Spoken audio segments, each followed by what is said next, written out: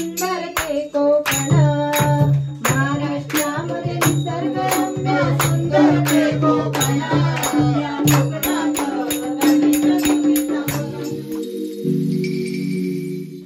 नमस्कार आणि तुम्हा सगळ्यांचं स्वागत आहे माझ्या यूट्यूब चॅनलमध्ये। आणि आजचा दिवस होणार आहे गौरी मातेचं आगमन। येस, आणि त्यासाठी फटाफट मी फुलांची हार बनवली आणि लगेच आम्ही गेलो जेवणासाठी, कारण की आम्हाला जेवणानंतर लगेच सुरुवात करायची होती नऊवारी साड्या नेसण्यासाठी। कारण की आगमनासाठी ह्या वर्षी आम्ही डिसाईड केलं होतं की एक साईड साड्या नाही तर आपण साडीची नऊवारी किंवा नॉर्मल नऊवारी घालूयात। पण त्या अगोदर आम्ही छोटासा गाण्याचा एक राऊंड घेतला। महाराष्ट्रामध्ये निसर्गरम्य सुंदर ते कोकण, या कोकणात गणेश चतुर्थीचा मोठा सण, या कोकणात गणेश चतुर्थीचा मोठा सण, महाराष्ट्रामध्ये निसर्गरम्य सुंदर ते कोकण, महाराष्ट्रामध्ये निसर्गरम्य सुंदर ते कोकण, या कोकणात गणेश चतुर्थीचा मोठा सण, या कोकणात। आणि 3 कसे वाजले आम्हाला कळालं नाही, कारण की ह्या वेळेस आम्हाला 4 गौरी चालवायच्या होत्या आणि त्या 3 गौरीचं आगमन करून मग आम्हाला जी मूर्ती होती गौरी मातेची काकू सुनंदा काकूकडे, ती आम्हाला घरात सगळ्यांना एकत्र मिळून न्यायची होती। म्हणून आम्ही फटाफट ह्या 3ही गौरींचं आगमन केलं। कसली कसली असं पाणी थांब देवांश,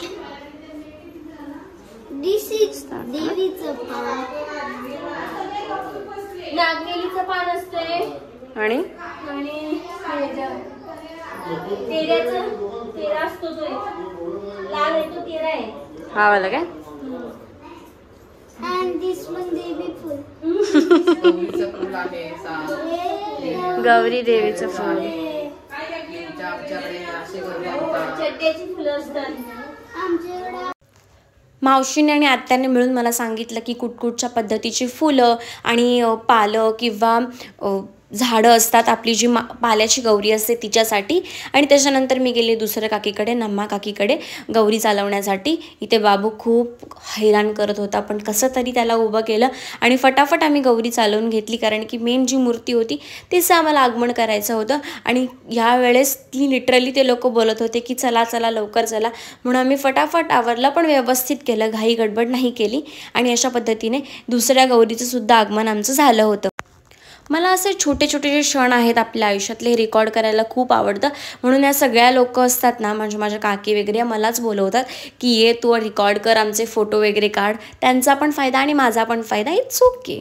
आणि अशा पद्धतीने आम्ही इकडची गौरी आटपली आणि मी लगेच पळाले घरी, कारण गौरी मातेची मूर्ती ही गेल्या वर्षीपासून आमच्या घरी ठेवली जाते। म्हणजे आणल्यानंतर आमच्या घरी ठेवतात, नंतर मग ज्या दिवशी आगमन आहे मग आमच्या घरूनच नेली जाते। हे दुसरं वर्ष आहे, अगोदर काकू पाल्याचीच गौरी आणायची, पण गेल्या वर्षीपासून मूर्ती आणायला लागले मातीची, आणि ह्या वर्षीसुद्धा सेकंड वर्ष आहे। म्हणून आम्ही थोडंसं डिसाईड केलं की एक साईड साड्या नको, आपण थोडंसं काहीतरी वेगळा लुक करूयात, कारण की आपल्याला थोडेसे रील्स आणि व्हिडिओजसुद्धा काढायला मिळतील। नाहीतर दरवर्षी आम्ही त्याच म्हणजे आम्ही म्हणजे बायका, आमच्या काकी मम्मी वगैरे सगळ्या सेम किंवा एकसारख्या साड्या घालतात, पण ह्या वर्षी आम्ही डिसाईड केलं की काहीतरी वेगळं आपण करूयात।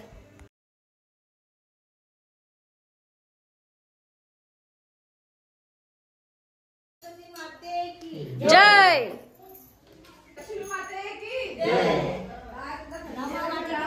नमा माते की पार्वतीने कोणाचं नाव ठेवा तर कोण सोनाली का?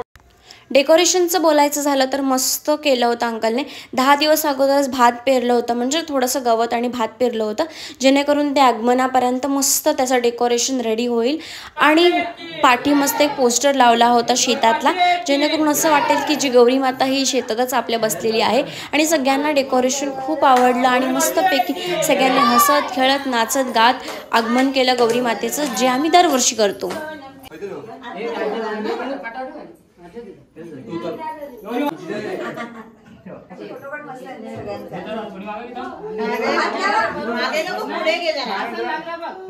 त्यानंतर मम्मी आणि काकींनी काकूला मदत केली आणि त्याच्यानंतर आम्ही पळालो आमच्या व्हिडिओज काढण्यासाठी। आणि आम्ही लगेच गेलो आमच्या घरी व्हिडिओज काढण्यासाठी.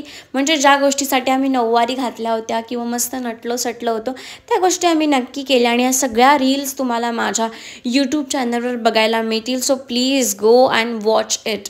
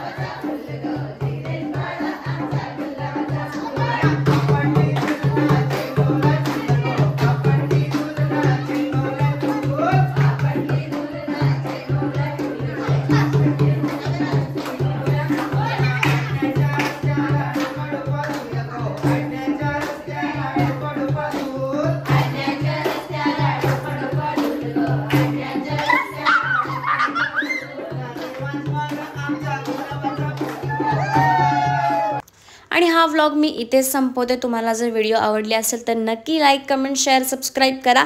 आणि उद्याचा व्लॉगसुद्धा खूप मस्त होणार आहे कारण की फायनली गौरी मातेचं आगमन झालेलं आहे, तिची पूजा झालेली आहे आणि उद्याचा दिवस असणार आहे खूप special. So please make sure की तुम्ही हा व्लॉग्स बघा. Thank you so much for watching this vlog. Bye bye.